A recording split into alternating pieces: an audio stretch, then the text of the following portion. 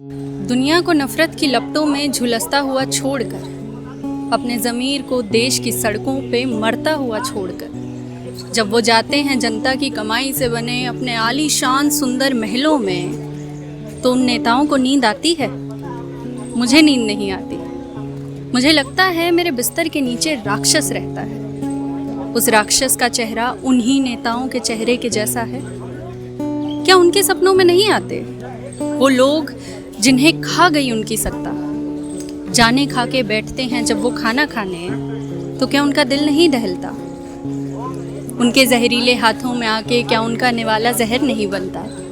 और जब जाता है वो निवाला उनके हलक में, तो क्या उनका दम नहीं घुटता? हाथों को पानी से धोकर रुमाल से पोंछ लेने पर क्या मिट जाते हैं दाग उनके हाथों से खून के? मैं सोचती हूँ, क्या सच में सुकून से उन नेताओं को नींद आती है? प्रजा की चीख की आवाज़ें क्या प्रेत बन के उनका पीछा नहीं करती? इंसानियत की तितलियाँ क्या उनके बागीचों से नहीं गुजरती?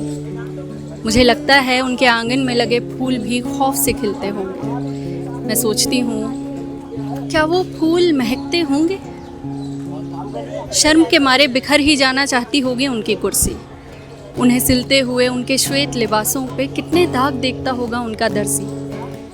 मांस के नहीं प्लास्टिक के कान हैं उनके, आंखें हैं पत्थर की आंखें भी लेकिन फूट तो जाती हैं। सब अनसुना अनदेखा कर उन नेताओं को नींद आती है।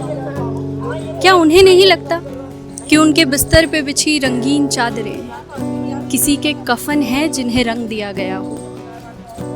उन पर लेट कर क्या वो सहम नहीं जाते? क्या नहीं लगता उन्हें कि उनके कमरे में टंगा पंखा उनके गुनाहों के बोझ से गिर कर उनकी जान ले लेगा?